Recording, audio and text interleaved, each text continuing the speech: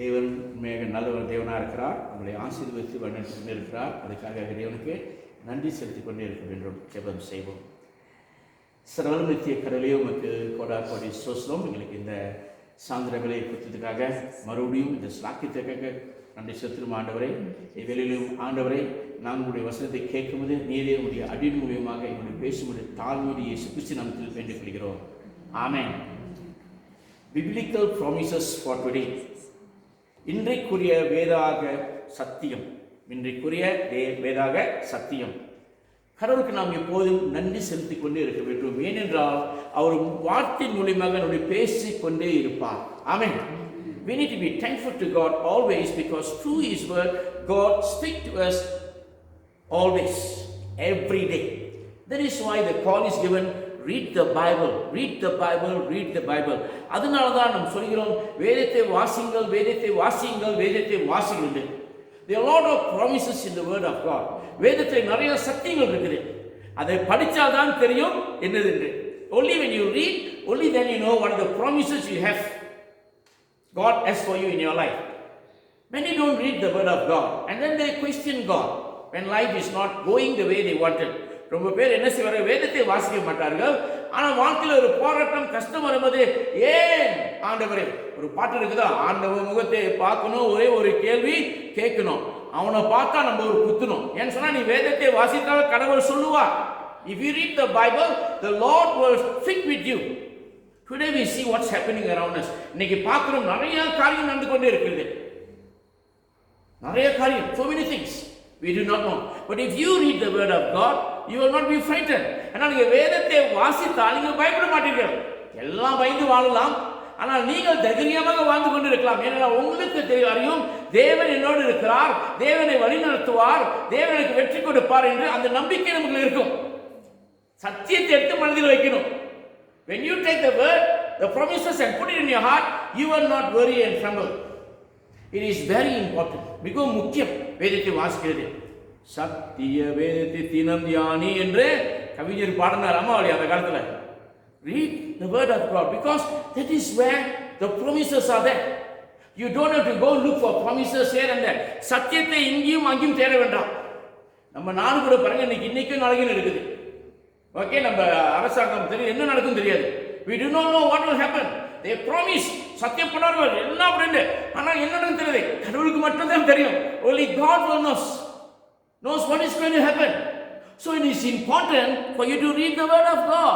It is important for you to understand the word of God. நீங்கள் வேதத்தை வாசிக்க வேண்டும், அதை அறிந்திருக்க வேண்டும். அப்போதுதான் நாம் பார்த்து சிரிக்கலாம். Then we can smile at the storm. நிறைய சத்தியங்கள் இருக்குது. One of the first important promises is that our sins are forgiven. முதல் சத்தியம் என்றால் நம்ம பாவலாம் மன்னிக்கப்பட்டிருக்கிறது. Today in the world, so many people are living in sin, and they couldn't live in sin because they do not know where to go and confess their sins. இன்றைக்கு பாருங்க, ஒரு பேர் அந்த பாவத்திலேயே வாழ்ந்து கொண்டு இருக்கிறார்கள், பாவத்திலே இருந்து கொண்டு இருக்கிறார்கள். ஏனென்றால் எங்க போய் பாவத்திற்கு மன்னிப்பு கிடைக்கும் என்று அறியாமல் இருக்கிறார்கள். And the Lord says, come, வாருங்கள், நான் உங்கள் பாவத்தை மன்னிப்பேன் என்று. Yes. அப்போஸ்தலர் 3:19 அங்க போட்டிருக்குது, அந்த அழைப்பு இருக்குது. தேவனிடத்தில் வந்தால் மன்னிப்பு இருக்குது என்று. The Bible says in Acts 3:19, if you come, God will forgive you of your sins. அதனால தான் பாருங்க, நிறைய பேர் அந்த பரிசேயர் சரி, அந்த யூதர் சரி, அதை எல்லாம் செய்தார்கள். ஆனால் பாவம் அப்படியே அங்கே கொண்டு இருந்தது. ஆனால் இங்க புது பாடம் இருக்குது. தேவன் சொல்கிறார், வாருங்கள், நான் பாவத்தை மன்னிக்கின்றேன். அதான் ரொம்ப பேர் எல்லாத்தையும் விட்டு இயேசுவை நோக்கி சென்றார்கள். ஏனென்றால் இயேசு கிட்ட வந்தால் பாவம் மன்னிப்பு இருக்குது.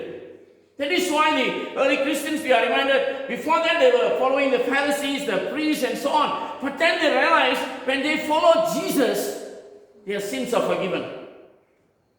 1 யோவான் 1:7-9 போட்டிருக்குது, நீங்கள் உண்மையாகவே பாவத்தை மன்னிப்பு அறிக்கை செய்தால் தேவன் மன்னிப்பார் என்று. In 1 John chapter 1:7-9, it says, if you confess your sins, God will forgive you. Amen. நீ உண்மையாகவே, நீங்க அறக்குறை ஜெபத்தை பார்த்துட்டு சும்மா கடற்கரை போயிடுமா இருக்காது, அந்த பாரம் அப்படியே தான் இருக்கணும். You will die in your sin. And when you die in your sin, the wages of sin is death. நீங்கள் பாவத்திலே இருக்கும்போது பாவத்திலே மரித்தால் பாவத்தின் சம்பளம் மரணம். ஆனால் தேவன் உங்களுக்கு மன்னிப்பு கொடுக்கிறார். ஆமென். God is there to forgive you. And where do you find it? In the Bible. நான் சொல்லல, வேதம் சொல்லுகிறது. யோவான் தி பேப்டிஸ்ட், யோவான் ஸ்நானன் சொன்னான், மனம் திரும்புங்கள் அம்மாவளியா. இயேசு ஊழியத்தை ஆரம்பிக்கும் பேசுகிறார், மனம் திரும்புங்கள் அம்மாவளியா. மனம் திரும்ப வேண்டும். நான் மனம் திரும்பாமல் இருந்தால் ஒன்றுமே இல்லை. நீங்கள் வேதத்தை நன்றாக அறிந்தாலும் சரி, பிரசங்கம் பண்ணாலும் சரி, உண்மையாகவே மனம் திரும்பாவிட்டால் பாவம் அப்படியே உங்களுக்கு கொண்டு போயிடும் நரகத்துக்கு.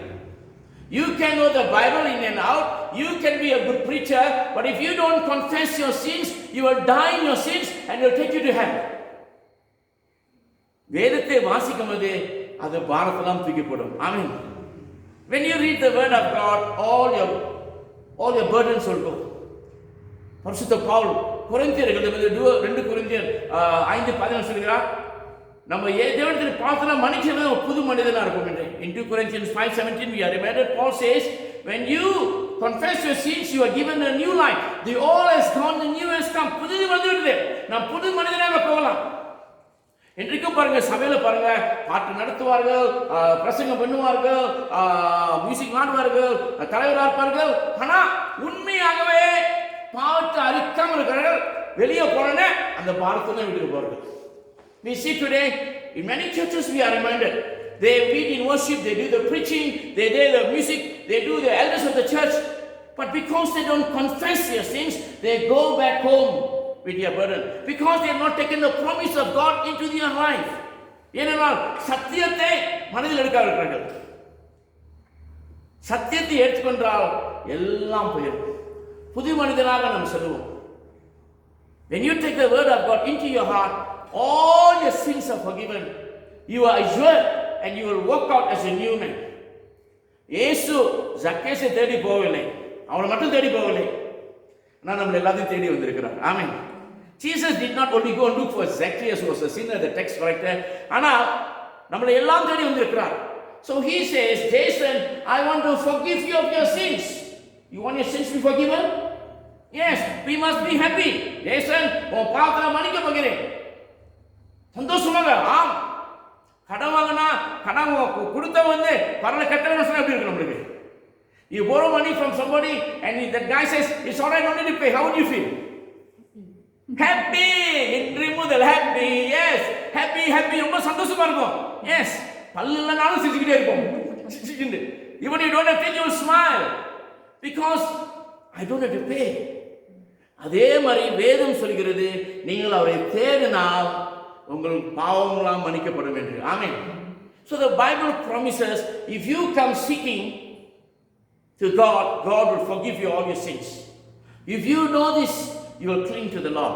இதை நீங்கள் அறிந்தால் தேவன் அப்படியே கட்டி பிடிச்சிருங்க, விட்டு விட மாட்டீங்க. ஏன் சொன்னா தெரியும், தேவனோடு இருந்தால் என் பாவலாம் சுத்தமாக்கிடுவார். ஆமென். You will cling on to Jesus because you know, with Jesus my sins will be forgiven. And your sins are forgiven, you are assured of a place in the kingdom of God. பாவலாம் மன்னிக்கப்பட்டாங்க பரலோகத்தில். இன்றைக்கு தேவன் சொல்கிறது, நீங்கள் உண்மையாக மனம் திரும்புங்கள், தேவன் மன்னிப்பார் என்று. Today Lord is telling you, if you really confess, God will forgive and you are assured of a place in the kingdom of God. இரண்டாவதாக என்ன சொல்லு வேதம் சொல்லு, தேவன் நம்மளுக்கு, God promises us peace and calm in our life. வேதம் சத்தியம் சொல்கிறேன், தேவன் வந்து நமக்கு சமாதானமும் அமைதியும் கொடுப்பார் என்று. அந்த பாருங்க, கடல் ஓரத்தில் பாருங்க, இயேசு போனார், நடந்து போனார். இந்த ஞாயிற்றுக்கிழமை ஆறுதல் பார்ப்போம் பேதுரு எப்படி கடல் நடந்தார் என்று. Today Sunday we see how Peter walks. The sea was troubled, there was no peace. Yes, அந்த கடல் வந்து அலை வந்தது, அங்கே அமைதி இல்லை. ஆனால் இயேசு கப்பலில் கால் வச்ச பிறகு நடந்தது. When Jesus set foot in the boat, what happened? அமைதி இருந்தது, சமாதானம் இருந்தது. குழம்பி போனவர்கள் சந்தோஷமா இருந்தார்கள். ஆமாவாடி, அது வேதம் சொல்கிறது. They were troubled and disturbed. There was no peace because of the waves. They were, what do you call, they were out of peace after Jesus walked into the ship. And we are reminded, Paul, when he wrote to Philippians chapter 4, to the Philippian church in Philippians 4:7, பரிசுத்த பவுல் பிலிப்பியருக்கு எழுதும்போது பிலிப்பியர் 4:7 சொல்கிறது, தேவனுடைய சமாதானம் எல்லாத்தையும் அறிய முடியாது. The peace of God which passes all understanding, all. சந்தோஷம் சமாதானம், சந்தோஷமே சமாதானமே, சந்தோஷமே சமாதானம் என்ற உள்ளத்தில் இயேசு வந்ததால். எங்க சொல்கிறது? நான் சொல்றேனா? வேதம் சொல்கிறது. That's the promise the Lord gives you. It is not I telling you, it is the Lord telling you through the word of God. So the more you read the word of God, the more you peace you will have in your life. எவ்வளவு வேதத்தை வாசிக்கிறீங்களோ அவ்வளவு சமாதானம் வாழ்க்கையில் இருக்கும். ஆனா வாசிக்கட்டி குழம்பி போயிருக்கும், வாழ்க்கையே பாரம். எஸ், சோதனை மேல் சோதனை போதுமடா சுவாமி. இந்த பாஸ்டர்கிட்ட போவீங்க, அந்த பாஸ்டர்கிட்ட போவீங்க, இங்க போவீங்க, அங்க போவீங்க, கோயிலுக்கு போவீங்க, சமாதானம் இருக்கவே இருக்காது. எங்க தெரியுமா சமாதானம் இருக்குது? இயேசு கிட்ட இருக்குது. You can go to all the pastors in the world, all the churches in the world, but the peace comes from Jesus. இந்த இயேசு தான் அந்த இயேசு தான் அவங்க பிரசங்கம் பண்றாங்க. ஆனா உண்மையாக தேடும் போது இயேசு சமாதானம் கொடுப்பார். ஏன் தெரியுமா? ஏசாயா 9:6 என்ன சொல்லுது? சமாதான பிரபு யாரு? சமாதான பிரபு. நைஸ். எஸ், முச்சவன சமாதான பிரபு பின்பிரந்தன. எஸ், சமாதான பிரபு. கிறிஸ்துமஸ் பாடல் பாடுவோம். Yes, Isaiah 9:6, the Prince of Peace. He is the person who can give you peace. Not anybody, not the pastor, not the church. It is Jesus. That's what the Bible says. Pastor கொடுக்க முடியாது, முத்தவர்கள் கொடுக்க முடியாது. ஆனா இயேசு என்று வேதம் அந்த சத்தியம் இருக்குது. அந்த சத்தியத்தை வாசிக்கும் போதுதான் சமாதானம் வரும். Only when you read, then only you have peace. நான் சொன்ன, நான் போர்வீரா இருக்கும்போது காட்டுக்கு போகும்போது அந்த குண்டு வெடிக்கும் போது துப்பாக்கி சத்தம் கேட்கும் போது அழுது ஆடி போய் சமாதானமே இல்லை எனக்கு. When I was a soldier, when I was in the first night in the jungle, when I heard the gunfire and all the clamor mine and the boom all coming, I had no peace. I thought I'm going to die because I saw my friends dying. நான் செத்து போவேன்னு நினைச்சேன், பயந்து ஆடி போயிருந்தேன். ஆனா அடுத்த நாள் காலையில வேதத்தை எடுத்து வாசிக்கும் போது வேத வசனம் சத்தியம் சொல்றது, நீ சாவ மாட்டாய். 1000 பேர் கீழே வந்தாலும் சாவ மாட்டாள். சந்தோஷம் சமாதானம் தானே வருது. Even though 1,000 might fall, you will not die. The Bible, வேதம். சகோதர சொல்றேன், எவ்வளோ வேதத்தை வாசிக்கணும்னோ அவ்வளோ சமாதானம் வாழ்க்கையில். The more you read the word of God, there is more peace in your life. And we see in John chapter 14 verse 27, the disciples were troubled. அங்க யோவான் 14:27 பார்க்கிறோம், சீஷர்கள் ஆடி போயிருந்தார்கள், குழம்பி போயிருந்தார்கள். இயேசுவே, my peace I give you, என்னுடைய சமாதானத்தை உங்களுக்கு கொடுக்கிறேன். அந்த இயேசு அவருடைய சமாதானத்தை உங்களுக்கு கொடுப்பார். நீங்க குழம்பி போய் இருக்கலாம், போராட்டம், கஷ்டம், பிரச்சனை குழம்பி போய் இருக்கலாம். ஆனா இயேசு வேதத்தை வாசிக்கும் போது அவருக்கு சொல்லுவார், சமாதானம் உங்களுக்கு இருக்குது என்று. சாது சுந்தர் சிங் குழம்பி போயிருந்தா நான் சாப்பாகிறேன் என்று அன்றைக்கு இயேசு அவரை பார்த்தார், சந்தோஷம் வாழ்க்கையை ஒப்பு கொடுத்தார். சாது Sundar Singh, he was so troubled and disturbed.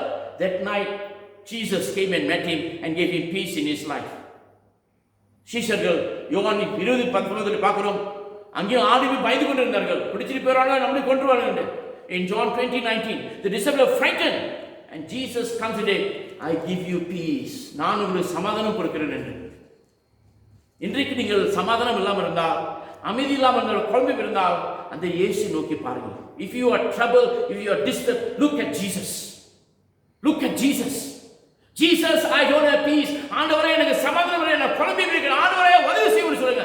அந்த இயேசு உங்களுக்கு சமாதானம் கொடுப்பார். அதுதான் சத்தியம், வேதத்தில் இருக்கிறது. That's where the promises are in the word of God. But you must welcome him fully into your heart. அவரை முழுமையாக மனதில் வைக்க வேண்டும். வாரும் இயேசு சுவாமி, வாரும் இயேசு சுவாமி சும்மா பாடின பத்தது, ஆனால் இருதயத்தில் வரவழைக்க வேண்டும். It is not just singing, come into my heart, come into my heart, but you must open your heart and say, come into my heart, Lord Jesus, today. இன்றைக்கு வாரும் ஐயா நாம் சொல்ல வேண்டும். Simply accept. சாதாரணப்படுத்துகிறது. Just accept. Lord, I know only you can give me peace. ஆண்டவரே, நீர் மட்டும் தான் எனக்கு சமாதானம் கொடுக்க முடியும் என்று. அந்த இயேசு கொடுப்பார். அது வேதம் சத்தியம் கொடுக்குது. The Bible promises us. It is not me, but Jesus said, I will give you peace. நான் சொல்லவில்லை, ஆனால் இயேசு சொல்கிறார். மூன்றாவதாக என்ன பார்க்கிறோம்? The Bible promises power for victory. வேதம் என்று பலன் கொடுக்குது நம்மளுக்கு வெற்றியோடி வாழ்றதுக்காக. வேதம் சொல்கிறது அப்போஸ்தலர் 1:8 அங்க சொல்லப்படுகிறது, நீங்கள் பரிசுத்த ஆவியை பெற்றுக் கொள்வீர்கள் என்று. To the troubled disciples, to the frightened disciples, Apostle Acts chapter 1:8, we are reminded that God, Jesus revealed to them and said, gave them the Spirit, the power. They were troubled and disturbed. அதே ஒரு வாரத்துக்கு முன்னுக்கு என்ன நடந்தது? பயந்து கொண்டு ஓடி போயிட்டார்கள். ஆமா, just 1 week ago they were all frightened, all running for their life. But when they received the power of God, they were able to fulfill what God has told them to do. தேவனுடைய வல்லமையை பெற்றதனால் பெரிய பெரிய காரியங்கள் செய்தார்கள். Beloved, are you filled with the power of God or the power of this world? நீங்கள் தேவனுடைய வல்லமையால் நிரப்பப்பட்டிருக்கிறீர்களா அல்லது உலகத்துடைய வல்லமையால் நிரப்பப்பட்டிருக்கிறீர்களா? There are a lot of powerless Christians. பலனில்லாத கிறிஸ்து நிறைய பேர் இருக்கிறார்கள். தொட்டா சுருங்கி மாறி. தொட்டா சுருங்கி பார்த்துருக்கீங்களா? ஐ grew up in புந்தோங். நான் புந்தோங்களை பார்த்துருக்கேன். நல்லா அழகா இருக்கும் பாருங்க. ஆமா இல்லையா?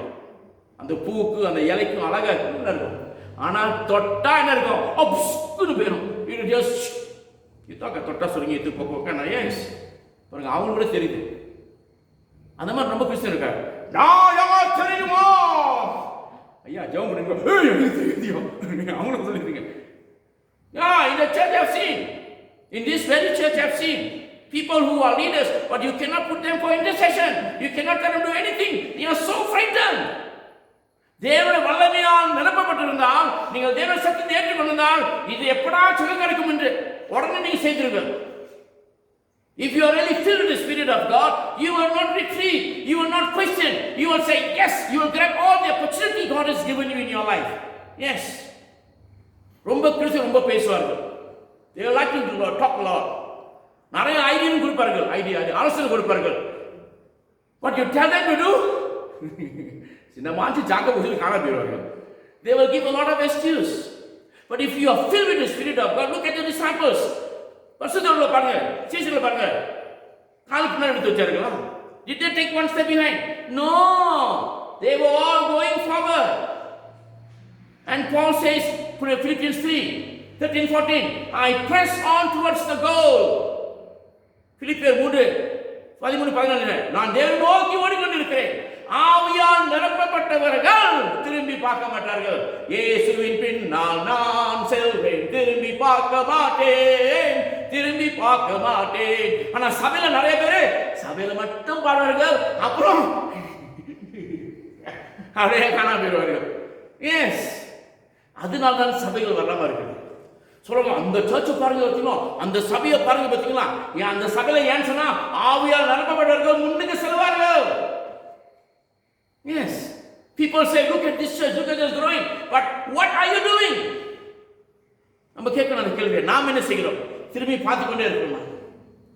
A spirit-filled Christian will not turn back or give up. ஆவியால் நிரப்பப்பட்ட கிறிஸ்தவர்கள் திரும்பி பார்க்க மாட்டான், விட்டு கொடுக்க மாட்டான். நம்மள அங்கிலிக்கன் சபையில பாருங்க, இது ஒரு சவரையான கவலையான இது. ஜெபம் பண்ணுவார்கள் பாருங்க, வேதத்தை பாருங்க, ஆனா முன்னுக்கு வாங்கன்னு சொன்னா காணா போயிடுவாங்க. 30 வருஷமா பேர் போட்டோமா சபையில. I put 30 years.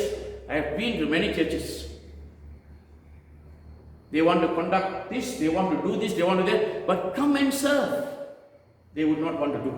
Yes, spirit-filled Christians will be frontline Christians. ஆவியால் நிரப்பப்பட்ட கிறிஸ்தவர்கள் முன்னுக்கு நிற்பார்கள். அது தேவ வசனம், சத்தியம். That's the promise the word of God says. It is only those who look back, they fell down. திரும்பி பார்த்தவர்கள் கீழே விழுந்தார்கள். They will not give excuses. சாக்கு போக்கு சொல்ல மாட்டார்கள். They will not create excuses. தனியா இது பண்ண மாட்டார்கள். என்ன சொல்வார்கள்? கிரியேட் சொந்தமா மொச்சிட்டு எனக்கு இது வந்து தலைவலி வைத்த வலி என்ன சொல்லிட்டே இருப்பார்கள். Yes, spiritual Christians will be diligent in the study of word of God and understand the word of God and do what the word of God tells them to do. ஆவியால் நிரப்பப்பட்ட கிறிஸ்தவர்கள் ஆவியாளர் இருக்க சொன்னவர்கள் வந்து வேதத்தை நன்றாக அறிவார்கள், அதை அது சொன்னதை செய்வார்கள். இன்றைக்கு சபையிலே, நம்மளுடைய சபையிலே வந்து நாம் எல்லாரும் ஆவியால் நிரப்பப்பட்டு சொல்லியிருந்தால் நாம் சொல்லுவோம், இதோ ஏசாயா 6 சொன்னார்ல நம்ம ஏசாயா, இதோ நான் என்னை அனுப்புன்னு சொல்லுவோம். Here am I, Lord, send me.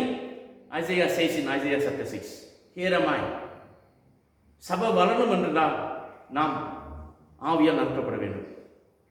சொன்னா மட்டும் இல்லை, வாழ்க்கையில் காட்ட வேண்டும். If we want the church to move forward, we must be filled with the Spirit of God. Not saying I feel the Spirit of God, I can speak in tongues, but you must do it in your life. We can become conquerors. நாம் வெற்றியோடி வாழ முடியும். சகோதர சகோதரர்களே, வேதத்தை வாசிங்கள், சத்தியத்தை அறிந்து கொள்ளுங்கள், பெற்றுக் கொள்ளுங்கள். Read the Bible and claim the promises the Lord gives to you in your life. Claim. ஆண்டவரே நீ சொன்னீர் கைவிட மாட்டீர் என்று. Lord, you said you will not let me go. You hold on to him, cling on to him. அவரை பிடித்துக் கொண்டிருங்கள். என்னடா நடக்கும், நடக்கட்டுமே, இருக்கிறார் இயேசு என் பக்கம் என்று தைரியமாக முன்னுக்கு செல்வீர்கள். ஆமென். You will say, whatever happens, I will not be afraid because Jesus is with me in my life. Beloved, may the Lord help us to grow. தேவன் நம்மளுக்கு உதவி செய்து வளர்த்தணும். நாம் பார்க்கிறோம் நம்முடைய கருப்பொருள் to grow in Christ and to grow for Christ. நாம் என்ன செய்யணும்? our team to grow in Christ. Okay, சபையில் கிறிஸ்துக்குள் வளர வேண்டும், நாம் அவர் கூடியா இருக்கணும் என்று. So may we say, yes Lord, I want to know you more and more and claim the promises you have given for me through the word of God. You must claim it. நீங்கள் அதை பெற்றுக்கொள்ள வேண்டும். ஆண்டவரே உம்முடைய வேதம் சத்தியம் கொடுத்திருக்குது எனக்காக, it's for me, எனக்காக. நாம் பெற்றுக்கொள்ளும்போது நிச்சயமாக தேவன் ஆவியால் நிரப்பி நம்மளுக்கு ஒரு வெற்றியுள்ள வாழ்க்கை கொடுப்பார். ஹல்லேலூயா, ஹல்லேலூயா, ஹல்லேலூயா. ஆவியானவரே, அன்பின் ஆவியானவரே, இப்போ வாரும், இறங்கி வாரும் எங்கள் மத்தியிலே. இப்போ வாரும், இறங்கி வாரும் எங்கள் மத்தியிலே. ஆவியானவரே, ஆவியானவரே, அன்பின் ஆவியானவரே, இப்போ வாரும், இறங்கி வாரும் எங்கள் மத்தியிலே. இப்போ வாரும், இறங்கி வாரும் எங்கள் மத்தியிலே. ஆம் சுவாமி, உம்முடைய ஆவியால் நிரப்பி ஆண்டவரே, நாங்கள் ஒவ்வொரு நாளும் ஆண்டவரே வேதத்தை வாசித்து அந்த சத்தியத்தை நாங்கள் பெற்றுக்கொள்ள வேண்டும் ஆண்டவரே. அந்த சத்தியத்தின் மூலியமாக வாழ்க்கை நடக்க வேண்டும் ஆண்டவரே. ஒப்புக் கொடுக்கிறோம் ஆண்டவரே, ஒப்புக் கொடுக்கிறோம் ஆண்டவரே. எங்களை வழிநடத்தும் இயேசு கிறிஸ்து நாமத்தில் வேண்டிக் கொள்கிறோம். ஆமென்.